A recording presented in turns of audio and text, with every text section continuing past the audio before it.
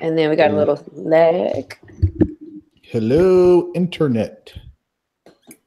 Hello. Ooh, Hello. it's lit. Hi. Hello. Why am I always dancing and making sounds, man? Hello, audience members. Can you see us? Message us so we can see they that can you see us. Wait a minute. I can't see you on my iPad. say something. Am I slow? Probably. Is that really what you want to set yourself up with? Okay, I see us. Never mind. Yes. Hello, James. Thank you for participating. Hello, James. Yeah, it's mad annoying watching the lag anyway. Okay, let me look at It y'all. really is. That should throw you all the way off. All right, y'all, we getting started in 4 minutes. Oh, 3 minutes. Just giving y'all a chance to chat it up for a little bit. Really quickly. There's this new show on Netflix called 7 Seconds. Oh, where Regina King? Yeah, that shit is amazing. Amazing? Yeah, That's what I heard. I really like Is it. it amazing? Amazing. Like that great? I'm like 30 minutes away from the end of the season, last episode, but it's really, really good. How many episodes is it? 10. But they're like an hour and 20 minutes episode. What is it about? It's in Jersey. This black kid gets it's like a hit and run. One cop wasn't paying attention and hits a kid and kills him. Black kid. Is it about? They cover it up, and the cops are all dirty, and the kid Sounds like my kind of show. Right. It sounds like some shit I'm tired of seeing, but I guess that's life. Charlie said it's fire. Yeah, shit is good. Anytime we can throw a good fuck the police in there, I'm hell yeah. Absolutely. Oh, what up, Lee? That's the homie. Tell me who Emmanuel talking about damn time. Nigga, we early. We ain't even late. What you mean? Right. We're not late. We start in 2 minutes. How do you start? How do you see the chat? Scroll down, nigga. Do you know how to use technology? You are not from Wakanda. No, This nigga is not Wakanda. I mean, I know how to do it. I know how to do it on my computer. I don't know how to do it on my. No, so you probably on his iPad, right? Yeah, my iPad. Yeah, I don't know if you can see it on the iPad. Oh shit! Fuck it. Never mind that. Never mind then. That's when it's so much when it's fun when you can see all the comments on the side. I literally just have like YouTube open on the one side and then you guys on the other side. It's a tweet on the timeline that says 32% of millennials will break up with their significant other for a $37,000 raise. And I'm like, okay, yeah. 37,000? 37,000. Yeah, that's a lot. I mean, it's a lot. It ain't. Oh, well, it might be life-changing money. 37. I mean, yeah, that's double. It's double. Break up with your $37,000 like. But why would you break $37 like payout? Payout? No. Why would you break up with your significant other though? That's kind of whack. That's like a test. Yeah. Shit. I'll break up. We'll be back together tomorrow. You ain't say I couldn't get back with you. Get back together. Get back together, nigga. We'll be back. That is true. Okay, I see the chat now. Oh, it's You lit. made it. They got the tech working. They can see it now. Wakanda Oh, forever. it's 10 o'clock, niggas. It's 10 o'clock. Let's go. Hold on, wait. I had to send this text message first. Really?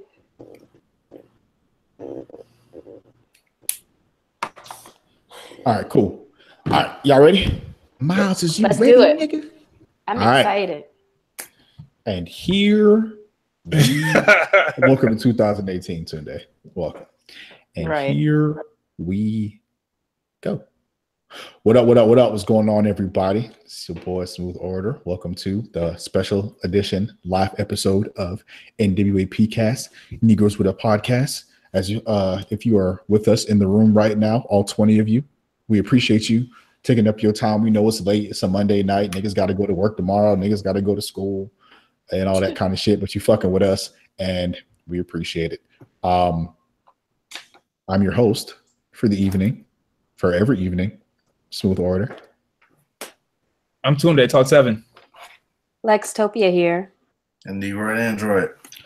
All right, let's get a couple of housekeeping things out of the way. First of all, as you can all see, I have good lighting today, and Ooh, skin is so clear. Skin is just looking like You are blessing everybody today. Yes, giving niggas the 100% fuckboy haircut with the clear skin. Everything. Baby's ass right here, baby. This shit is smoother than a motherfucker. Right? Oh man. All right, so we got a couple of initiatives going on. First of all, we got the what do you call it? 5 for 5? Yes. 5 and 5, 5, 4, 5. I said, what did I say? I don't know what I wrote on that. I don't know what you said on there either. That's why I'm asking you. Give 5. I don't remember. Oh my God. Just go to the website and see it. Basically, at nwapcast.com right now. Thank you. Right. So on the nwapcast.com website right now, we have our new little 5 for 5 thing going on. Give us 5 stars on iTunes review. Submit 5-star review on iTunes, or you can give us $5 in our Cash App, or if you feel generous, you can do both. And yeah, that's how we rocking with that. You know, this shit costs money. These mics ain't free. Okay. This internet ain't free. That website damn sure weren't free. So, you know, we do it for y'all because we love y'all. We pay all that shit out of our own pocket. So, you know what I mean? If y'all want to throw some, donate some money to Cash App at NWAPcast, I mean, we are definitely not going to be mad at that. So, hold on, my lips dry. Thank you. Had to moisturize my situation right quick. Let's get into drum roll. The Black Panther. All right. So the movie been out for like 10 days. Some shit. Did like $700 million. Smashed every fucking record available. And on top of all that being super black excellence, the movie was actually pretty good. So let's get some initial reactions to the movie. Since I've been talking for most of the time, I will now cede the conversation over to somebody else. Volunteers, anyone? I thought it was amazing. Oh yeah, Tunde was the last person to see it. The nigga just saw it like yesterday. I wasn't. I saw it for the second time yesterday. Oh. I saw it last weekend. You know what I hate when at the end of movies people stand up and they clap. Oh man. Like, I hate that shit. But this time I did not mind it. I mean, I didn't do it myself. Oh my goodness. I didn't mind it. I was like, this time it was deserved. So yeah, it was I felt like the movie was an escape for me, and just to see like all that blackness, I was thoroughly impressed. Okay. What was your favorite part or person, and least favorite part or least favorite person? Least favorite person, whoever that white CIA dude was. I don't like him. Ross. Yeah, whatever. I don't like him. Man. I thought he was kind of cool. He wasn't needed in my opinion. What do you mean? Just the guy that was explaining who Killmonger was. Yeah, I guess. I was like, he's needed. Yeah. Such a racist Tunde. You didn't want the white man to be in there. Exactly. At least it was cool. Like they just made him a little supporting role. Like he didn't have nothing special. That's cool. Favorite scene was when Killmonger held up T'Challa. Is like, "Is this your king?" Yeah, that was wild disrespectful. It was. It was very rude. Okay. Lex. I thought the movie was cool. That's it. It was cool. The first time I saw it, I'm very washed. The first time I saw it was at night, Friday night, and I was kind of tired. And the next morning, I had to go see it again because I went with my university has like a LA alum group, and they got some tickets for us. So I went again, and I enjoyed it a little bit more the second time. But I'm probably the only person. I did not fall asleep, but I was in there. I did not react, if that makes sense. I wasn't like, oh, or wow, or oh, ooh. Like, I didn't do none of that. I was just like, cool. I thought it was good, but I'm probably like gonna be the one Negro to be like, all right, it wasn't like the most amazing movie I've ever seen. But my favorite thing was Okoye whooping niggas' asses. I loved all the fight scenes with the women. And my least favorite thing was there was like a few little dry parts to me. And I think that there was a little bit of acting that I was like, man, I wish y'all had did like 5 more takes of that. But overall, I thought it was a great movie. I mean, I saw it twice. I don't think I really need to see it again, but I mean, I would. Okay. Des doesn't like that. Nah, I was just like, All right, Des. So I think there were so many good parts. I really enjoyed the movie. And like, I'm not gonna lie, I've seen it two times, but I like basically like there was a real clean version playing in a barbershop, and it was wild because no, here's the thing. We made him cut it off. Wow. And it's like, nah. You got to go see that in the theaters, my nigga. This is a great copy, but give me something else. And we was like, yo, we really doing this. My favorite parts in the movie, there were a lot of really good parts. One part that really stood out, one, I love how the women were portrayed. I think that was beautiful. I think that was amazing. The part that really like stuck to me was like, as a kid, like I had a lot of fucked up experiences, and like I just saw and was exposed to a lot of stuff that I maybe definitely shouldn't have been, right? When he was talking to his father, when Killmonger went to the ancestral plane and he was a kid, he was like, everybody dies. He was a hard kid. And in that type of like shelling and like protecting yourself from trauma makes you hard like that, makes you vicious like that. And then when he got older, in the same like scene, and he's still talking to his father in the dreamland, he's like, no tears for me, and he's not crying, but the father's crying for his son because he's looking at the world and what happened to this little boy and how hard it's made him. Like that shit touched me. And then I think, I don't know, my least favorite part, it wasn't even my least favorite part. I think because I saw it at 2 separate times. Actually, I didn't have a least favorite part. There was another part that I would say I could have dealt without. It was the second time I went to see it, was later on in the week. I saw it like the opening weekend, and then I went to see it on later on, like earlier this week. When Ross is talking, and you know the part where M'Baku was like, "Ooh," like all the niggas in the theater started doing it, and I was like, "Oh my god!" Like all these niggas have seen this movie, they're killing it for the people who were there. But it was dope. I was like, I wish niggas would have just shut up and let it happen. But it was kind of dope. All right. So before I get into my thoughts and my initial reaction, I'm going to look at some of the comments that we got going on here. So somebody said I haven't seen it. Really? First of all, somebody pointed out. Spoiler alert, because ain't no fucking spoiler alert, nigga. The shit's called the Black Panther episode. You're right. I don't know. If niggas is coming on here like, oh, maybe they're gonna talk about nah, we better spoil the shit out. It's been 10 days, nigga. It's time. Somebody said that Alexis racist towards all black movies, of course. Damn. Ouch. That's crazy. Yeah. And somebody said, Des, I know this is off subject, but are you moving or building a clubhouse? Did you steal those boxes? Nah. First of all, since you niggas trying to shade me, if you notice, these are brand name Home Depot boxes. I paid for these. No, I'm moving some stuff out of my closet so I can build a shelf over this section in between the bed and the wall and the painting. Niggas is wild nosy, bro. Niggas said I steal boxes. Come on, dog. Damn, you steal the boxes for? Office I work in even boxes. You know what's funny? But wait though, you know what's funny? Like I'm pretty sure Alexa doesn't even know the reference. She doesn't. Where that shit even came from. Wait. Oh, that was a reference? Oh my god! Oh my god! I thought it was being random. Oh my god! Why would a nigga randomly ask me if I was still in boxes? Because you have boxes in the back. I don't know. What movie is that? Oh my god! Don't tell her. Yo, I'm not gonna say nothing. Tell me what movie it is. Maybe I've seen it and I just don't remember. Dog, you wilder right now. So y'all gonna make me Google this. Y'all gonna make me Google this. Yeah. Cool. You should. Cool. Oh my god. Cool. So I got you. Give me 1 second.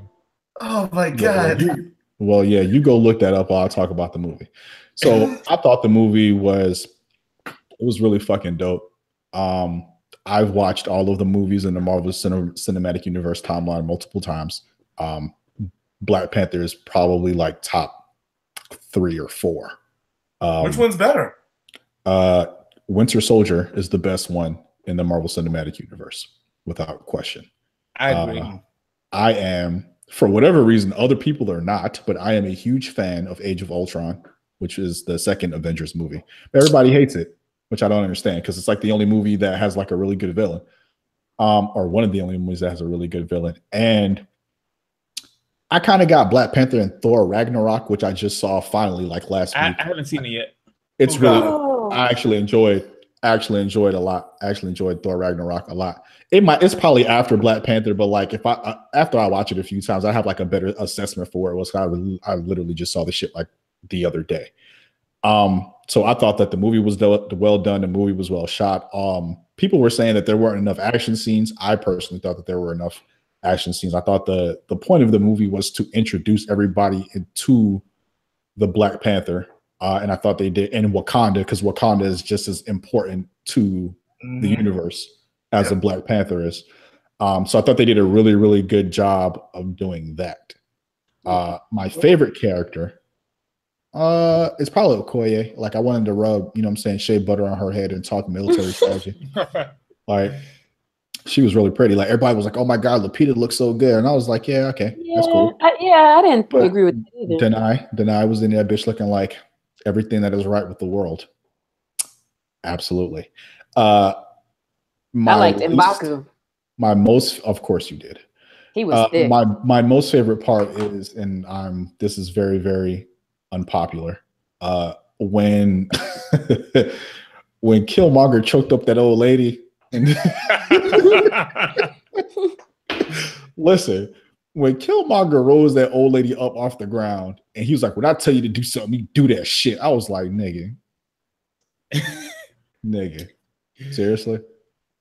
Are you that disrespectful, dog? Like you just he shot his girl. Why would he care about that other lady? You just gonna choke the elder up and burn up all the herbs, dog? Like, wow, nigga, like you were really about that life." But so that's my favorite part of the movie. My least favorite part of the movie and we're gonna get more into this. And actually we can transition into that now. My least favorite part about that shit was like this whole idea of like we're gonna give all the guns to all the oppressed people and then we're gonna overthrow everybody and then we're gonna be on top shit. And I was just like, nigga, that plan sucks. This nigga had no plan. This is an awful fucking plan, which is how we're going to transition into how do we feel about Killmonger? Because, I mean, some people think that the nigga's a genius. Some people think that the nigga's crazy. Women just saw a nigga with no shirt on and went and took off their panties. Like, there was really just a lot of shit going on with that situation there. So like Dez, we'll start with Dez because you were like the ultimate conspiracy nigga of the podcast group. How do you feel about Killmonger? How do you feel about his plan? Like how did you interpret that? The plan was shit, but the plan was a retaliatory action. He was basically mirroring the same type of shit that we see with niggas who claim to be revolutionaries now, where it's like, oh, we're just going to use the tactics of the oppressors against them. That's not actual revolution. That's just like in like regular society. You're just reappropriating or reaggregating white supremacy. You're just doing it to white people. Like you're not hurt people. Right. It's like you're not actually. You don't have a plan to move forward. You didn't put any thought into it. But I also think that's a product of him being such a like. Dog, you run up on your like. I've seen people that I know get shot. Imagine seeing your father, you run up, you see a spaceship, and you done learned a little about your country, right? You know a little about your history. You run up, you see, damn, they killed my pops. He said, I walked up to my father with claw marks in his chest. Like that shit will traumatize you. So yes, you are gonna liberate these people, but you also have disdain for them at the same time. I think the interesting thing about Killmonger, though. Hold on, I think the internet is fucking up right now. Wait. Did come back now? You're back. Now. You said the interesting thing about Killmonger. Yeah, I was saying the interesting thing about Killmonger, aside from his engine for revolution being trauma, was that they made him the character that I feel like a lot of black people talk about being. And they're like, yeah, if I was a slave, I would, they have to kill me. well, guess what? Here's a nigga that did what he had to do until it was his time, and then he was the one who really went out and was trying to murder niggas. I think having that type of violent revolution is one way to do it, but niggas gonna be scared. There gonna be some niggas that are gonna be scared, and there's gonna be some niggas that's with it. He wasn't scared. He wasn't about no bullshit, but he went about it the wrong way. He could have. It's the fault of the people, right? Because they should have brought him home, right? T'Challa was right. T'Challa was like, you should have brought him home, but they didn't do it. And his character is like the opposite side of what we see in terms of like like not respectability politics, but like he was the extreme end where I feel like maybe T'Challa wasn't pushing hard enough. And I think that, you know, I mean, my thoughts on him were like, he should have been more thought out. Although I will say I did love that they had the Prey character. Like he was the one in the Prey outs, because Killmonger in the comic book has a leopard named Prey. And when he transformed into his outfit, it had the Prey mask on it. And I was like, yo, that shit is dope. I feel like people didn't. Here's the thing about people saying that T'Challa should have pushed harder. The nigga was king for 3 days, dog. Like, no, you're right, because it was a week. You're right. My nigga just got there, son. Like, you just show up to work and you try and do your motherfucking job, and all of a sudden, like, some nigga with dreads and gold teeth just show up like, yeah, nigga. That was funny. Niggas was not trying to do all that shit on their third day. Yeah, like, nigga, I just like he just fought. I just got, nigga, I don't even know you. I just got here, nigga. Why are you so mad at me? I don't even know you. Right. Lex, You didn't even how try do you to feel talk, about Killmonger? How I felt about Killmonger is like I think a lot of people felt, whereas when I'm first watching it, I'm like, yep, kill all these whiteys, like fuck everybody. And then in time you're like, wait a minute. A, like you said, wait a minute. Suck.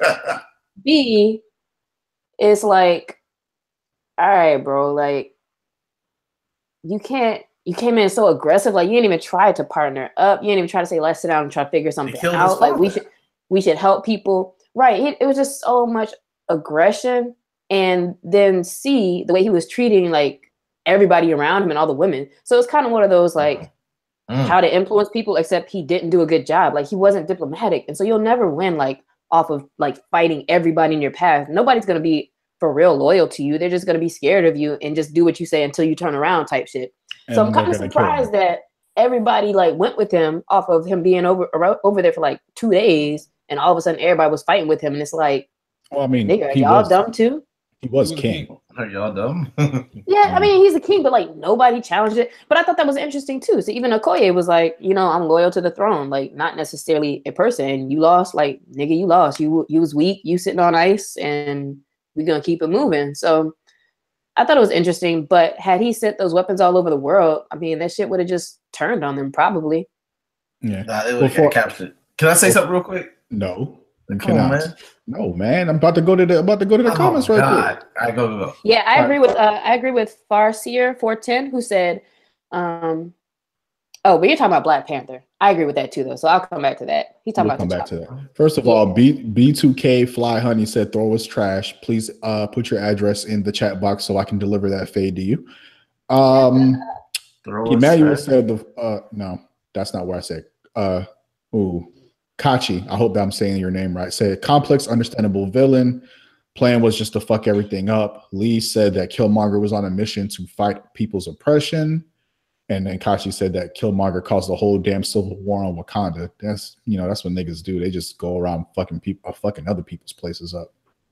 Marquis said Killmonger was a product of being black in America. No place in America and no place in Wakanda. He wasn't wrong in his critique of Wakanda ignoring the black people. Brennan said that Dez's boxes were interfering with his, internet signal.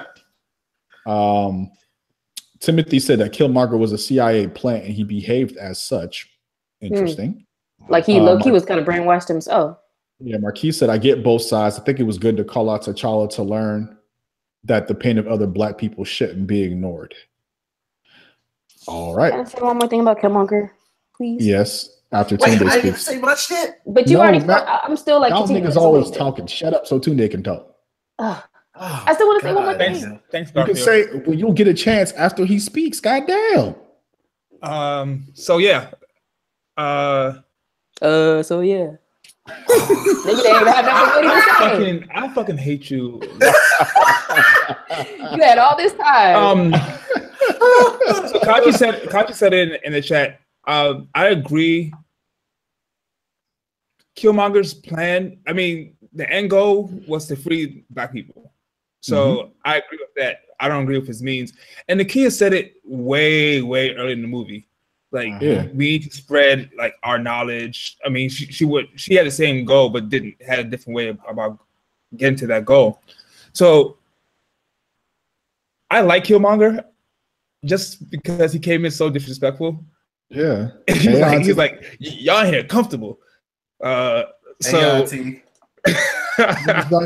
y'all comfortable. So I agree with everyone else. You can't just go around just killing everybody, because then you become basically what you hate. And that's exactly what T'Challa told him. As much as I dislike, white people, TM, myself, I don't want white people to just disappear from the earth, because we have to share this earth with people. Will my life be easier if white people weren't around? Sure. But you can't just go around killing everyone. But I understand his pain though. Like, your dad is dead. You don't know anyone else. You probably his mom's. I don't think his mom was in the picture. We don't know we don't know nothing about that goddamn lady. Exactly. And then his dad died, and he was 7, 8. So what happened to him? He probably became a ward of the state, then went to the military. So I understand his pain, but you can't take your pain out on the whole world like that. And even if you do, your plan has to be more complex than just give everyone the guns. What's to stop them using them guns on you? Or other Black people. Yeah. So his plan was shit. I'm gonna say clearly his pops was selling the vibranium to Claw. So can't say that just. I do give him that for executing his plan in literally one day. Like, nigga was like, I'm serious about this shit. Like, they had the spaceships ready to go. That's crazy. I feel like people were trying to say that Killmonger wasn't a villain, which is, I mean, he choked up an old lady in a church, basically. Like, that's pretty villain-like. You don't just show up to niggas' houses and start choking people out, and you're not a villain. So I didn't get I get that people saw there was a lot of empathy being shown for him, right? And Black people in America, nigga, we get it, right? Like, we absolutely get it. But when you have all that rage in you and you don't know how to channel that rage into anything good, this is the kind of shit that happens, right? Like, this nigga was basically like, I am so angry that I'm going to kill people for a living. It's a pretty conscious fucking decision, right? And it's like, I'm going to mark myself for every kill that I have. And it's like, the nigga killed so many people and he was so good at killing. His name was Killmonger. Like, it's pretty fucking ridiculous. That's a hard ass name though. No, it really is. It's absolutely ridiculous, but it's absolutely fire. But I also felt like this, his plan. Here's my problem with his plan. Even if his plan was to give guns to everybody so they could kill all the white people, even if that was the case, nigga, this is not the way to go about it, right? Like, you ain't got to come and show up throwing the king off the fucking balcony and shit, like choking people up, burning herbs. You could have had an army of Black Panthers if that's how you wanted to go about it. But, everything was so self-centered. Everything was about him. I'm angry, and I am angry, and my anger is representative of everybody else's anger. And while you niggas was sitting here while fucking slavery and apartheid and niggas was locking up Nelson Mandela and shit, and they was forcing Taylor Swift down our throats, y'all could have did something about it, and y'all niggas didn't do anything. So now I got to come in here and fuck everything up. And I really felt like, people were saying, the quote that he has in the end where he's like, bury me with my ancestors because, I'd rather be with the ones who jumped off the ship is because they knew, death was better than bondage and all that other shit or whatever. I thought it was a cool quote because I just thought it was a cool quote. And then I had some questions about whether, what his ancestors would have actually been on the ship since he's actually here.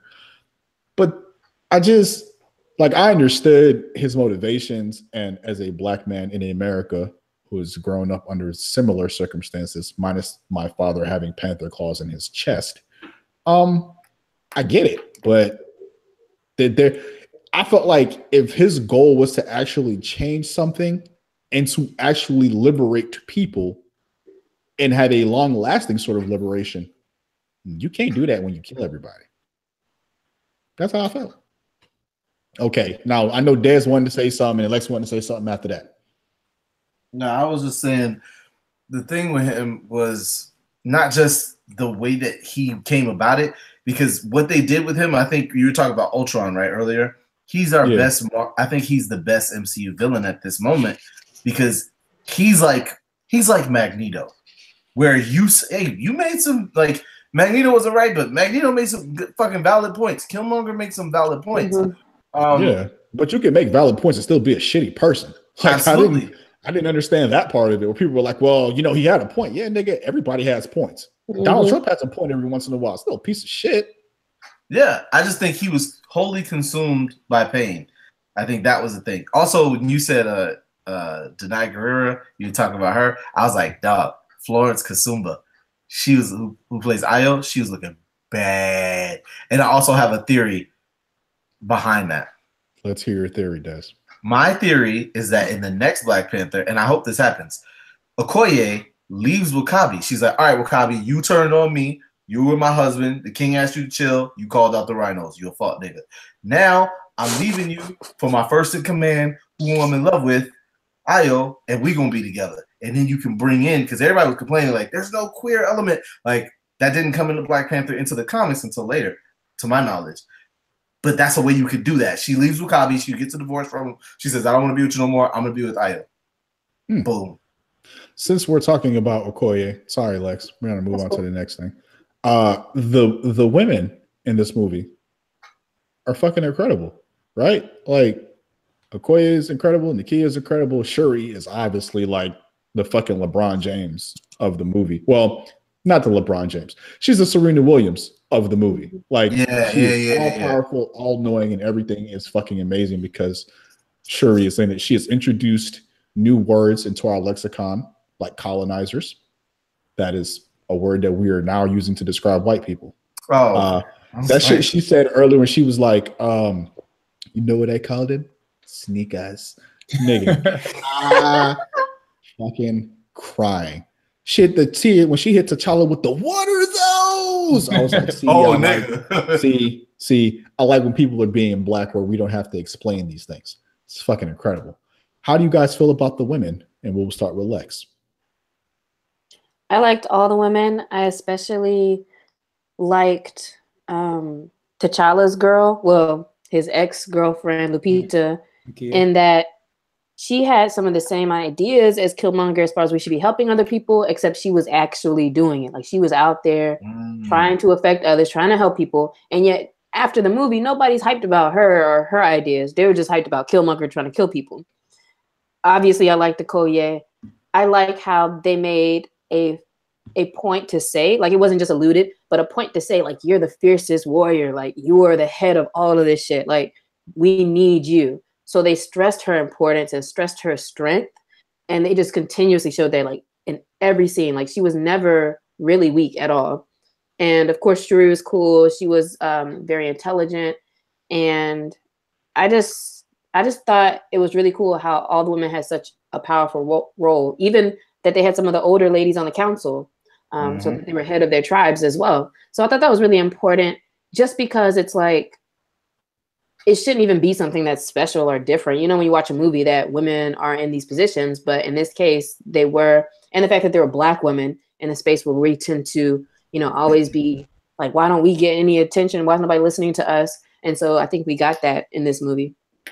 Yeah. And as somebody just brought up, Emmanuel just brought this up. He said, the women were more powerful than the men in the entire movie. Yeah. I loved it. The car chase scene was fire. I thought that was like the best action scene in the movie. Yeah. Was the car chase scene.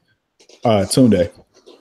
I think out of the women, my favorite character was Shuri.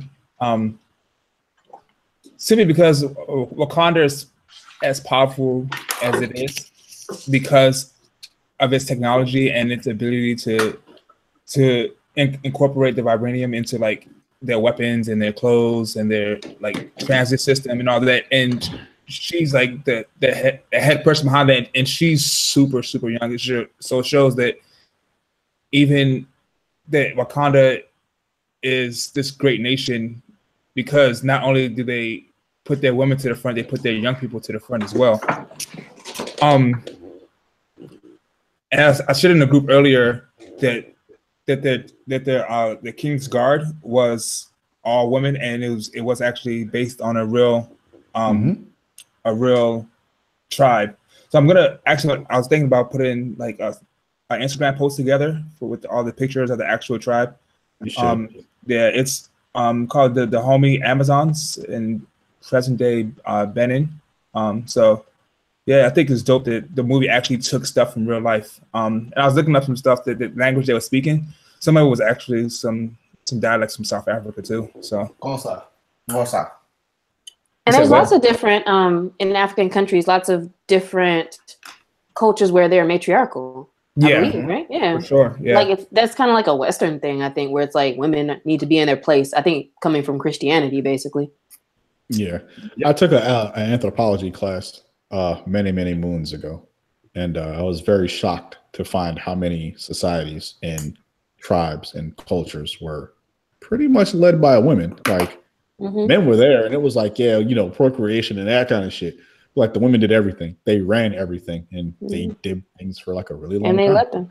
Yeah. And then to Dez's comment about the Okoye being a lesbian or a queer in the actual comics.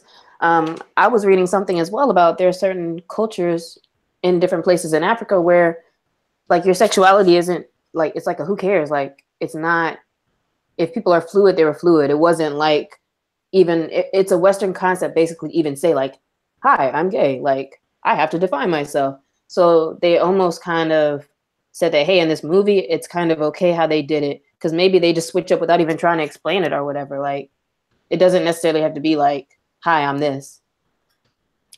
Yeah, so we'll see if they put that in there. Quickly. Go ahead. With Okoye, right? And just all the women in Black Panther. So yesterday, I guess Walking Dead came back from their break, mid-season break, and she plays Michonne on Walking Dead, and it's crazy, like going from Black Panther and seeing all these like beautiful dark-skinned Black women with their natural hair, and going to The Walking Dead and seeing her in that stupid ass wig. Red wig. I hate it so much. That shit's awful.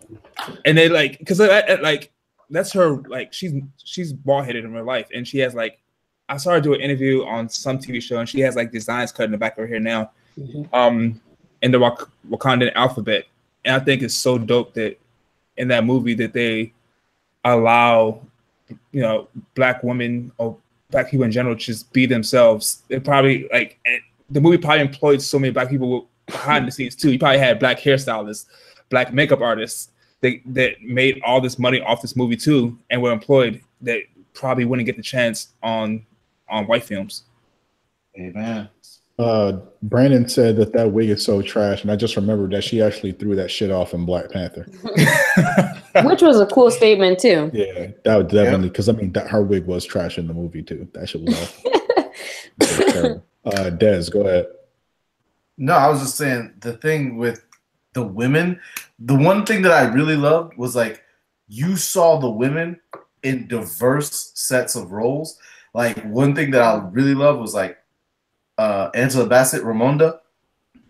You see her as the matriarch, and then like you see her then humbling herself in front of M'Baku, and even when she does that, he still shows her the utmost respect. You notice he cuts off Shuri, he cuts off Nakia, he does not cut off Angela Bassett. He's like, because that's still a queen. You let her talk, she say a piece, even if you disagree. Just like with your grandmama or something. Even if I disagree, I will let you talk. You say whatever you gotta say, and then I'm gonna kindly and respectfully say, "Hey, I disagree with you," or whatever have you. Like she held hers down, and she was like Angela Bassett. Aside from being like super fine, is just like she carried that role. She was so regal in it, like, and then like you could see like she didn't have like a lot, but like when Killmonger was like, she's like, get him out of here, and he's like, hey auntie, you could just see like that in that scene, and like even with that, he choked a lady in a goddamn secret chamber. He picked her up off the ground and choked her. He did not disrespect Angela Bassett. He's like, hey auntie, that's still like you being slick with it, but he ain't gonna be outright like, yeah, what up? He didn't do that now. Like, I really appreciated that gentle elder stateswoman power that she had. I think the biggest testament to the women in the movie is that T'Challa is clearly nothing without these women, right? You're not getting no fucking without the suit. You're not well, he can still fight without the suit. Mm. Yeah, he drinks the grape Fanta and he's right. That lean. He drinks the purple. But he can't drink the but listen though, but check this out. He can't drink the purple without the woman that's in there plucking herbs, right? Ooh. He's not getting the Black Panther suit without his sister. Right? And he saw from the very beginning when she's like, "Don't freeze," and he froze anyway. He like froze anyway, right? Like it is just there's a lot of examples in this movie where the women speak and they express themselves and they're powerful. But I think that it's also dope that even in quiet moments that they're still powerful, right? Ooh, like when he's so, like I say, like without Shuri, there's no suit. Without the lady in the church or in the hallowed halls or whatever the fuck it's called, there's no herbs, right? He's clearly getting instruction from, I mean, his father raised him to be king, but his father is dead. So he has to turn to his mother to kind of figure out, how do I end up being king? And, you know, that kind of thing. He goes to Okoye for military advice. Well, how do we need to address this thing? Like, how do we need to fight? Like the women are essentially the center of Wakanda. Mm-hmm. And, you know, this nigga's just king. Like, and that's real crazy for him to just be king, but that's all he is. Somebody brought up earlier that for the movie to be called Black Panther, and I'm sorry that I can't find it right this second, but the actual character was like the fourth or fifth most important person in the movie. Like there are other more important people than T'Challa, and most of those people are women. So I thought that was a really good testament to how to sort of how Wakanda works, that even though it does have a monarchy structure, it is still it would be nothing without women. So while we're talking about the structure of Wakanda, let's talk about the politics of Wakanda, because if Eric Killmonger is supposed to be unapologetically Black, I guess we'll just call it that, then by proxy, Wakanda is sort of like the state of respectability politics. Like, or is it?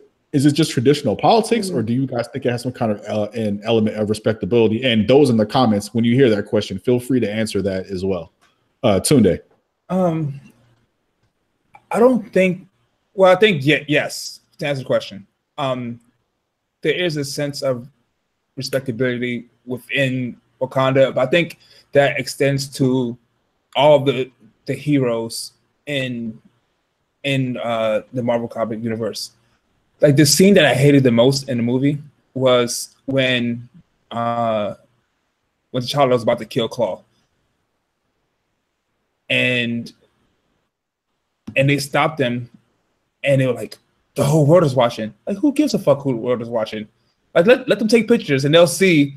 Don't fuck with Black Panther, and if you do, this is what's going to happen. But you know, even after Claw was baiting him, like, yeah, like I surrender. Like he didn't really surrender. He was being an asshole. I'd have fucking cut his head off. But okay. but it's like, oh, look at all these. I wonder what the white man's gonna think of us. They're gonna think we're savages if I kill this man. This same man who killed my father. If I kill him, wait, that wasn't Claw. That wasn't Claw that killed his father. Was it? Wait. No, it's Baron. Killed the other guy's father. Oh, you're right. Yeah. My bad. So yeah, I think they care a lot about what the outside world thinks of them, in particular, what white people think of them.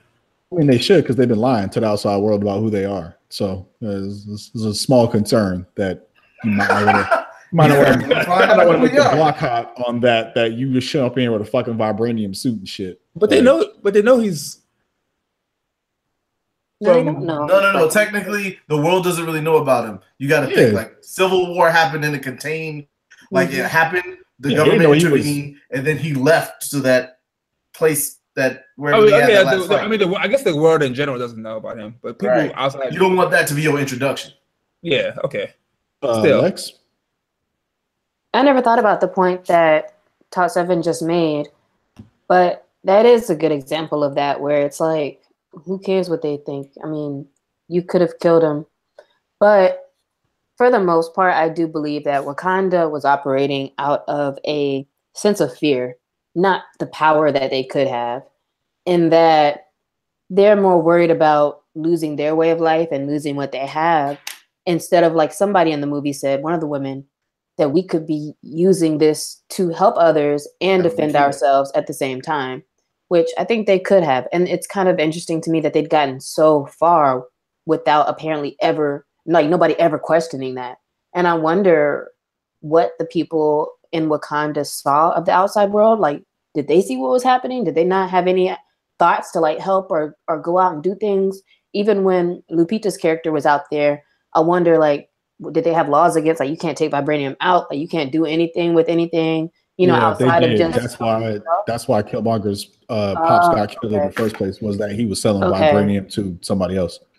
Okay, so yeah, like I understand it's one of those things where it can't be like niggas do whatever you want with the vibranium, but at the same time, they could have had maybe some types of efforts to, I don't know, to position themselves as stronger in the world.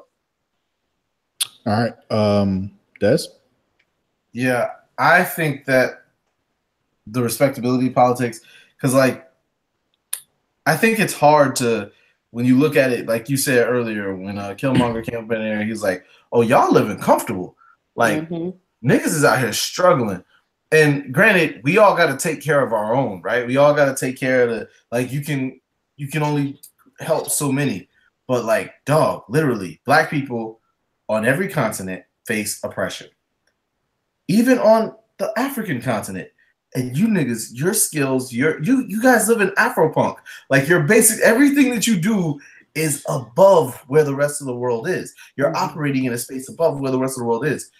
Maybe if y'all did help us, maybe if you weren't unwilling to expose yourself, like, to the world, maybe it could improve our situation. But I think they rectify that at the end of the movie.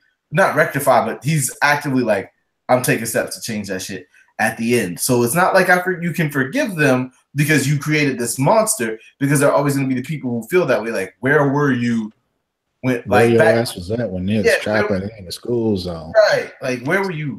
And so that's going to be the feeling. All right, let me get in some listeners' comments. Marquis says, I kind of disagree with Tunde on that point. They were making commentary. He's talking about the scene where Black Panther was about to kill Claw and didn't. They were making commentary when black people do something is always being seen, especially with Africa being seen as savages. Lee says he felt that the Wakanda's higher ups were nervous about the fact they were getting connected with the real world, which is true. Somebody corrected me and said that Zemo killed T'Chaka in the film, but Claw actually did kill him in the comics. So you were half right, or full right. I'm not sure. I'm not sure. David had the beady eye look on that nigga right quick. I wasn't. David had a really good question. He said, interesting thought is, do Wakandans consider themselves black like we do? They only identify as Wakandans and not even Africans. And I mean, do Africans say I'm African? They say I'm South African, I'm Kenyan, I'm Nigerian, right? Right. They don't say I'm black, is I think the point of where he was going with it. And I have thoughts about that. So a while ago, I was having a conversation on Twitter, because that's the only place I ever talk to people anyway. And I was talking about this thing about identifying with being black. And I was saying that when you're from a country where the majority is black, you tend not to identify as black, because that's the default. I know in Jamaica, niggas don't go around calling themselves black. Right, yeah. Niggas are from Kingston, niggas are from Montego Bay, niggas are from Trelawney, niggas are from wherever, right? There's not, even when they get to America, they're still considering themselves from whatever native country that they're from, because no, go ahead. nigga, I'm you saying want to kill nigga off, nigga? No, I just want to agree. I just want to agree with you. Like, because in Nigeria, it's the same way. Like, you don't. It's if 98% of the population is black, you're not gonna say, "Oh, I'm black." You're gonna say, "I'm from Yoruba tribe. I'm Igbo. I'm Hausa." You're gonna say whatever tribe you're from to distinguish yourself. Not I'm black, because that's way too general. Right, and I'm not saying that there's anything wrong with saying. I'm not saying that there's anything wrong with saying, not saying I'm black when you live in a majority black country where black is the default. There's nothing wrong with that. That makes perfect sense. So that is an interesting question in terms of asking if Wakanda consider themselves black, or if they just consider themselves Wakandans, and whether they even consider themselves Africans. Because, I mean, when you close yourself off from the rest of the world, like you're only, why would you refer to yourself as anything other than the thing that you're a part of that is closed off from the rest of the world? But even in them being Wakandans, all of them, they still, you know, I'm from this part of the Wakandan tribe. I'm from this part of the, or this part of the tribe that happens to live in Wakanda. Like niggas is living in the mountains and shit. They didn't, you know, they sent somebody down there to fight for, they sent M'Baku earlier in the movie to fight down for that king spot. But, you know, when he lost, they was like, all right, nigga, we going back to the mountains.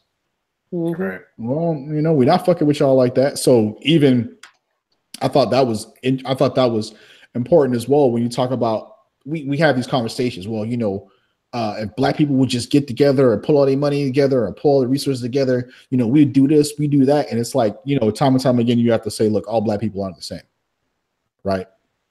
All black people aren't the same. They're from, even if that wasn't a designation, we'd still have another designation, which is, you know, you rep your hood, you rep your tribe, you rep your, you know, you rep whatever. In Wakanda, you live in the most powerful country in the fucking universe, and they still got 5 different tribes that they got to have council meetings for. You know what I'm saying? Like, it's not, they have a king, but it's still 5 different tribes, you know, sending representatives in. So even in that country, it's still not all black people do this one thing. You know what I'm saying? So I thought that was pretty interesting. As far as the traditional politics versus respectability politics thing, I think I don't put that so much on T'Challa. To put that on his pops and like all the hundreds and thousands of kings that probably came before him, right? Because T'Challa's only been on the job for 3 days. The nigga don't know what he doing yet. Like the nigga just got like, he's still like going through HR and filling out paperwork. Like the nigga is not, you know, he ain't get there yet. So when I think about the respectability politics, and especially when you consider like how the movie ended, you know, I don't think it's respectability politics. I think he recognizes what they're doing is maybe not the best way to go about it. And I think the way that he was able to notice it was because Killmonger said, hey, like your dad killed my dad.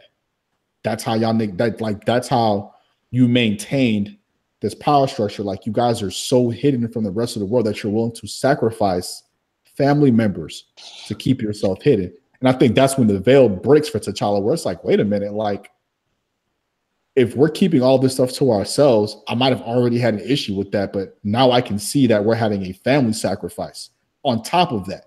That shows just how wrong it is for us to keep this thing to ourselves. Obviously aided by Nakia, who was pushing him in that direction anyway. She was definitely the catalyst for that. So, and Nakia's main point was, we have all of this technology. We can help so many people. We need to help these people. Which brings up the next question.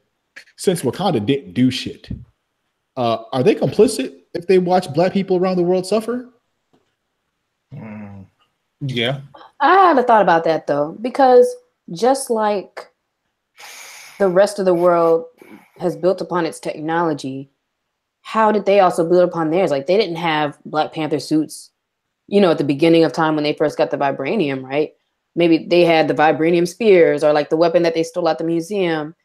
And so I don't think, so maybe like when slavery was going, whatever, cool. Yes, they probably could have helped, but I think we're thinking about it a lot of times as in like they have all this cool stuff, which they probably didn't really have at the time, right? Or even like TVs to monitor stuff and see stuff and all that. Like, what did they have?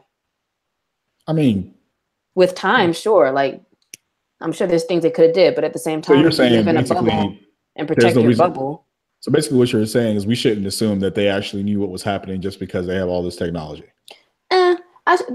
They probably kind of knew what's happening, but just like in old times, like before we was even really listening to anything. Like we're listening to shit on the radio, and it probably happened like a month ago, and we're just not hearing about it or whatever. You know what I mean? Like there's no news cycle, there's no social media, there's no TV and all that stuff. So they got spies, maybe. Just like even now without Wakanda, like the rest of the world didn't help anybody. You know what I mean? When we got pulled into slavery either. So why do you necessarily expect them in their little spot to have done anything? Okay, Des. I kind of agree with Lex. I think one of the things, so like Joe was talking about earlier about how like in the comic books, yeah, Claw is the one that kills T'Chaka. Mm-hmm. In the comic books, there's this country that is neighboring Wakanda. It's called Neganda. And Mbutu is the leader over there. The wild shit about it is like ask yourself this. You driving somewhere, you stop at a light, you see a dude, he's asking for change. You might have some change, but you just like, I ain't got it. Mm. Are you at fault for his homelessness?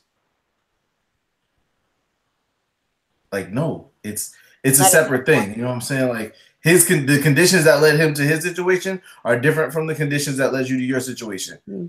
That's, I think, the Wakandan view of it. And the thing is, like, truthfully, I don't know. Like somebody was saying, like, I'm gonna be 100%. Like somebody was talking on Twitter and it was like, yo, like if you got this nice ass house, you know how you feel when you got your nice ass house and your ghetto cousins come over. And like I was cracking jokes. I was like, yo, I was the ghetto cousin. But you know how they come over and they fuck up your PlayStation on accident, or they do something and they like break some of your mama dishes. You be like, damn, y'all niggas ain't never had shit. Now we let y'all in the house, y'all niggas breaking shit. Yeah, dog. Like niggas in Wakanda probably feel like that. And I'm not saying it's right. I'm just saying that's a way to look at it. That's exactly how they was feeling. Tunde? I think that they have responsibility. So I'm gonna take it to my favorite Marvel comic character, Spider-Man, right? Spider-Man. So with great power comes great responsibility. Exactly. So, like for instance, you had like World War II, right? You had Germany invades Poland. Now France and Britain could have sat back and be like, it ain't us, fuck it. But them being more powerful nations, that they were obligated to help a less fortunate nation. Less fortunate nation like who? Poland. So, or was it fucking with their money and their economics? Niggas didn't fucking help because they cared about people. They helped because it fucks with their money. That's so even though black people in America and across the world, like especially America, like black people don't own them. Like it's not a black country. America's not a black country, right? So I still feel like Wakanda as a more powerful nation had a responsibility to help other nations. So I want to say something. A moral obligation. Sorry, not supposed to be a moral obligation. So I want to say something to that, Tunde, because I think we're looking at it from a different frame, right? Mm-hmm. You said with great power comes great responsibility. Mm-hmm. That is, I'm not going to say that's a Eurocentric way of thinking. That may or may not be. It is a way of thinking from an oppressed position, right? Because you're saying with great power comes great responsibility. You know who says that? People without great power, or people. You know who said that quote? Uncle Ben in Spider-Man. Right. Somebody without great power. He was a regular working man. Came from. That's what I'm saying. Like people in Wakanda, they're not looking at their circumstances as great power. This is where we live. This is how I grew up. I don't know what y'all niggas was going through. I was born in a place where we had vibranium. Niggas got magnetic trains. I'm sorry to MTA one more time. We got magnetic trains in Wakanda, bro. Right. Fuck y'all. I'm not saying that's fuck y'all. That's not fuck y'all. That's what y'all got. Shut up, nigga. This is what I'm saying. I'm telling you to wait so we can like bring it back to understand what you're saying. Shit. Go down a little bit, nigga. You yelling over people and shit. Nobody can understand what the fuck you saying. Now, try again. Try again, nigga. Try again. Go. I don't. They got to rush you. So I'm not gonna buy that they didn't know what was going on outside their country. Yeah, that's a little. They knew. They knew. I mean, you have all that technology and you don't know what's going on outside Wakanda. You know what's going on in certain countries right now? If I said I'm not Wakanda, like Exactly. Yeah, but those people are still just living in their homes. I'm not talking about the average person of Right, Wakanda. the average The people who are high up. Okay. Who could actually do something about that thing. That's where the great power thing comes from. Not average Wakandan citizen out there raising rhinos and shit. Not that nigga. I'm not worried about not telling that guy to go do anything. I'm talking about like the guy, like that council that they have. I think guys, let's give them some money. What are they gonna do? So, and then the only way they can really help is if they really did be on some Killmonger, like let's send them some armies and shit. Can I bring it back to that question real quick? Sure. All right, so Killmonger had like the mentality we're gonna give all black people vibranium and they're gonna take over the world and kill all the white people, right? You forget there's fucking superheroes in this universe. They're not gonna sit by and watch you take over and kill all the white people. Right. These are white superheroes. Like I doubt fucking Hulk and Thor are gonna allow black people to just kill all the white people. It's not gonna be that sweet. I mean, and I also feel like when you look at, even if you take it, like if you look at philanthropic efforts by like billionaires and stuff like that, and they often talk about like, I have amassed all of this wealth and it would be foolish of me not to do or try to do some good with this vast amount of wealth that I have attained for myself, which is likely on the backs of people who are getting paid nothing, because that's how you get to $1 billion. You got to cheat somebody. Somebody got to not get paid for you to have $1 billion. It's really how this is going to go down. Right. If you're Wakanda, right, you have all this fucking technically advanced shit. You are the most technological advanced. Most technological. Ooh, I can't even talk. The most technologically advanced nation in the world. You might not have had TVs back in the 13 or 1400s when they was kidnapping niggas and trying to bring them over to America, but I'm sure you had a spy somewhere, and one of them niggas probably had a phone, because why the fuck not?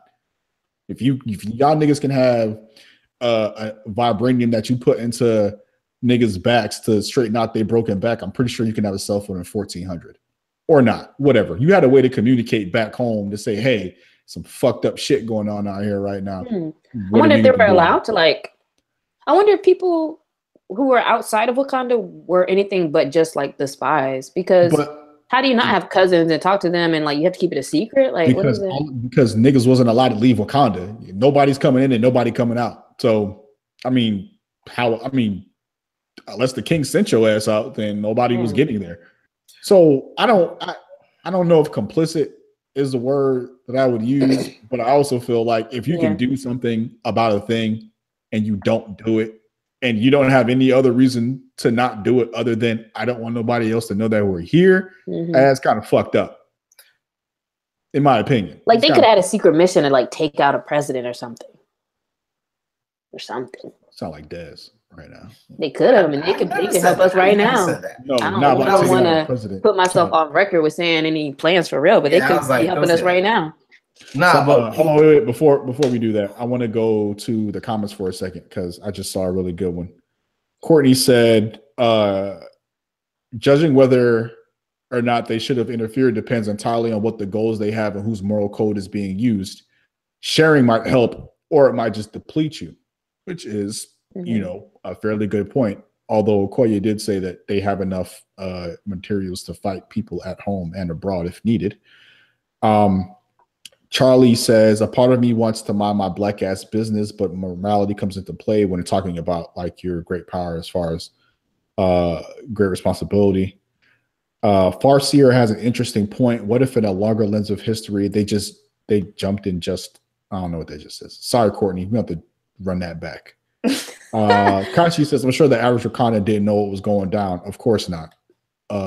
Because how the fuck would they know? Those niggas don't have TVs, probably. And it is like when you're comfortable, you don't really care about certain things. And you know what I just thought right in your face. You know, I just thought about too. Like Wakanda is like the richest, most technically advanced nation in the world, but like, do the regular people in Wakanda now have technologically advanced shit? Like, because we know that Black Panther, those niggas got advanced shit, but like, like how do they hold up on that front when I see like you just have to agree to live on the poor outside parts that the world sees? I mean, I didn't see M'Baku with no 60-inch television. You know what I mean? Nigga was living in the woods wearing gorilla fur. They put that nigga in a bag of ice. Like, yeah, I'm still on that. You know what? They didn't have this shit. But they kind of agreed to be on the outskirts. So Wakanda didn't even show with them niggas. They didn't even give them niggas a TV. True. Wow, T'Challa, y'all some fuck niggas now. Wow. We're not gonna do that. They didn't even give them a TV. Right. So we're gonna move on to the next question. So, is there a deeper importance to the movie, you think, or is this just a cool movie? Des. It's a cool movie. I don't know. Yeah. I think it's really good that we had a lot of representation and a lot of diverse representation. But I think that you can't find like revolution in a piece. You can find it in a piece of art. It can't be your sole. It can't be your sole motivator. It can't be the sole thing that we do with this revolution.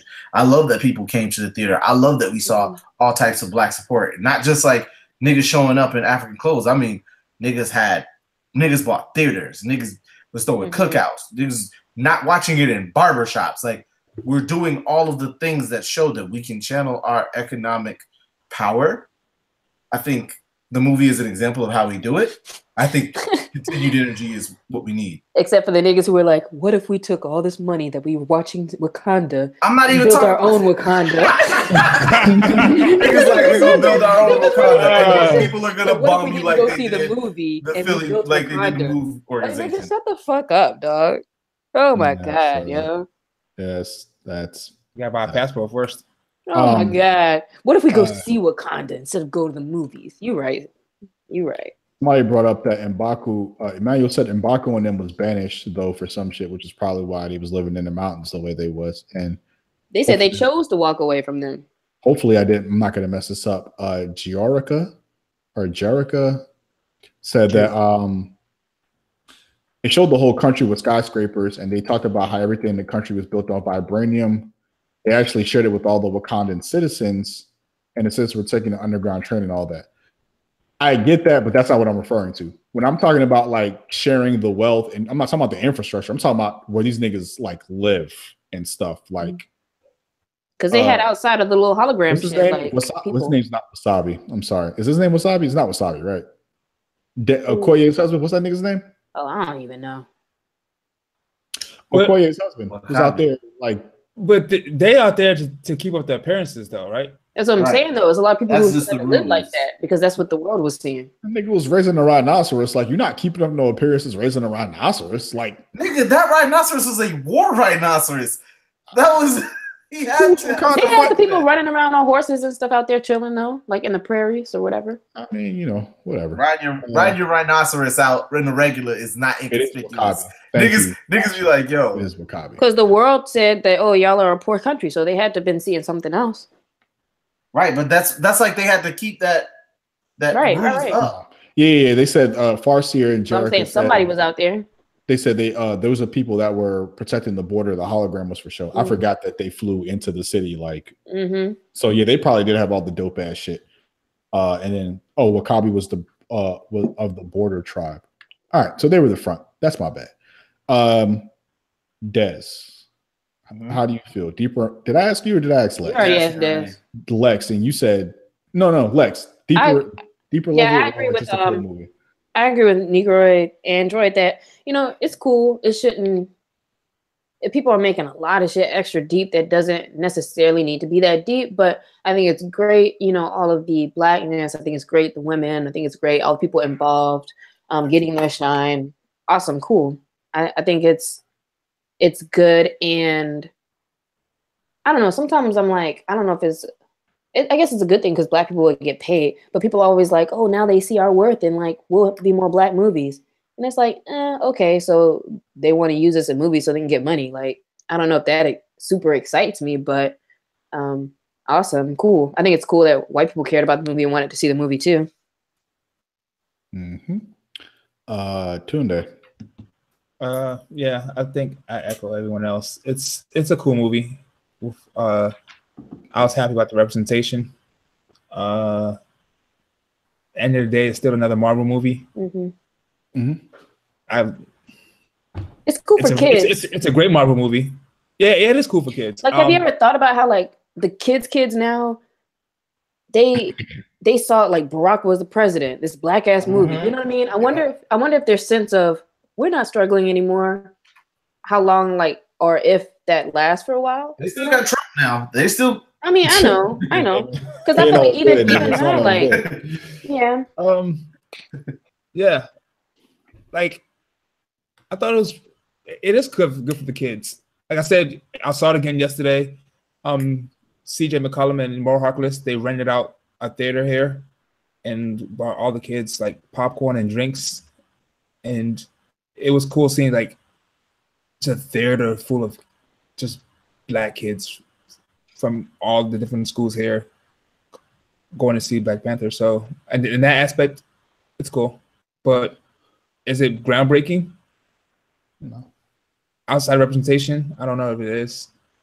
I think there is a deeper importance to the movie that probably doesn't really have a lot to do with the movie itself. I do think Ryan Coogler is going to be a point of emphasis in conversations when you talk about like historical black figures. If for no other reason than, you know, like we grew up with Spike Lee, right? So we knew that like, yo, if you want to direct some shit, you can be like Spike Lee. I think for the kids, I think the kids are going to be like, I want to be like Ryan Coogler when I grow up. Right. I want to produce big $200 million budget with $300 million in marketing Marvel movies. And I can do that because I saw Ryan Coogler, who sounds like Marshawn Lynch. You love it. I saw him do that. You know what I'm saying? Like, it's cool that kids can go look at the movie poster and be like, I'm Black Panther. I'm Shuri. I'm Okoye. I'm Nakia. No, I think that kind of shit is cool. You know what I'm saying? Like, I don't think it has a deeper meaning for us as adults, but I do think the conversations that have spawned out of this, and not all of them have been good. A lot of them have been shitty, but we're having an entire podcast dedicated to this movie. So I, on some level, and I'm not saying, and here's my thing. Let me phrase it like this. When I say I think the movie is going to have a deeper level, I'm not talking about it in the sense of like what it means for like breaking down race barriers or how white people are going to feel or what the black-white interaction is going to be. Like, I don't give a fuck about white people, and well, in general, but in this particular sense, I'm talking about the movie having a deeper meaning. I'm just talking about it in terms of like how it affects the youth, how it affects what they would want to be when they grow up, and what they think they can and can't do right when they grow up. And in that context, I think it's a big fucking deal. I think the conversations that we've been having about the movie, us doing the podcast about the movie, you know, like stuff like that, I think is important.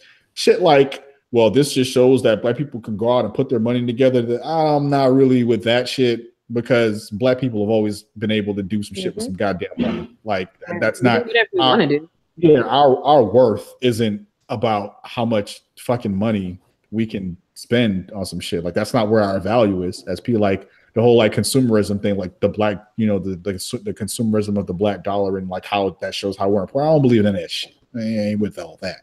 But you know, how it influences the kids is something that, and the conversations that, the good conversations that have come from that are what I think works. And Disney did take $1 million to build a STEM research project in Oakland. So yeah, because I wasn't fucking with it when all of a sudden people were like, y'all should give 50% of this money to something. And it's like, nigga, no, like, that's not how business works. So this will be the last question for the live show.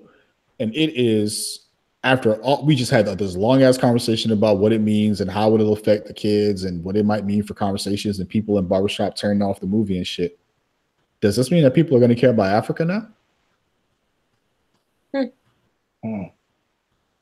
Let's go to our African correspondent. Dun, dun, dun, dun. 2 days. Oh, you mean me? You mean me? Oh, yeah, the nigga named 2 days. Yeah, you. See any other Africans on this motherfucker? Besides, we're all Africans. Yes, you were right. Well, not true left. But that quote was from Friday, though. Thanks to Google. Everybody in Thanks the to chat. Google. Everybody answered in the chat no, that nobody will care about. People will not be caring Yeah, they sure did say no. I mean, no that's more how, than they do. I don't want to be the one to say it, but is that why? Is that she said Wakanda didn't even care about Africa. God damn. Oh, you're right. People love Wakanda but don't know what Eritrea is. Right. The only reason why I even know what Eritrea is because I used to live in DC and Eritreans are something bad. They are fine. Listen, they are absolutely gorgeous. Man. Somalian women as well. Absolutely. And you know what? That's just all of the African countries are well represented in DC. Yes, they sure are. So. Yeah, I don't think people are gonna. I don't think they really. All right, how can I say this? Most people, a lot of people, I feel, didn't really give two fucks about Africa in the first place. Even during Black Panther.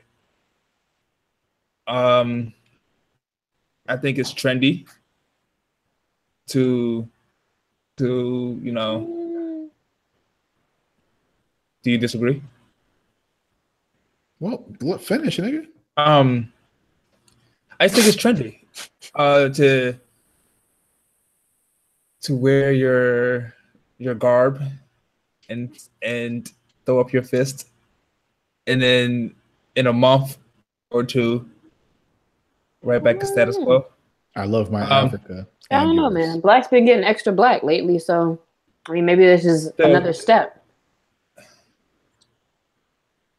The question was, yeah, well, people care about Africa. Yeah, absolutely not. Exactly. They didn't care about Africa enough to see like what they was putting on when they just picked up a dashiki to go to this movie. So exactly. If you didn't care about it before, you don't care about it now. But but I think people can be more proud, or maybe they think to look more into stuff, whatever. But now that I hope happens, and I hope people do. I hope some people do. Yeah, like, blackness. Yes. I'm sorry. I'm looking at the comments. Oh yeah, for sure. Emmanuel, for sure. Go ahead, Garfield. My bad. I was gonna say, I think something like what you brought up earlier with the Amazons, the home Amazons.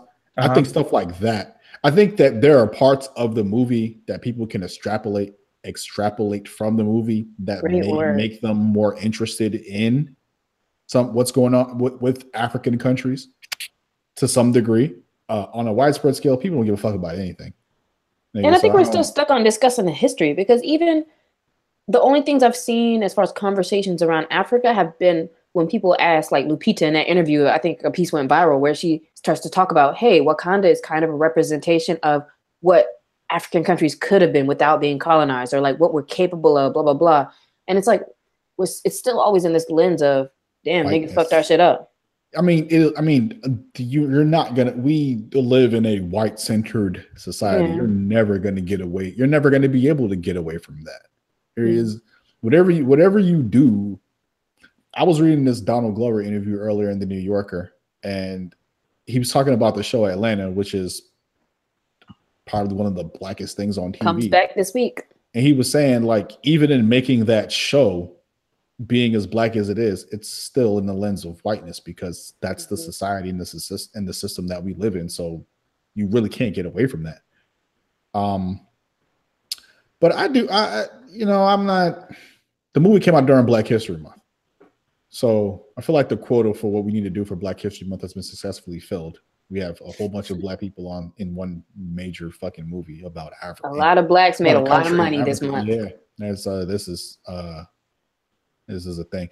Courtney said, care about Africa? No, but it will make Africa less distant. People treat Africa like it's impossible to reach and completely unfamiliar, which...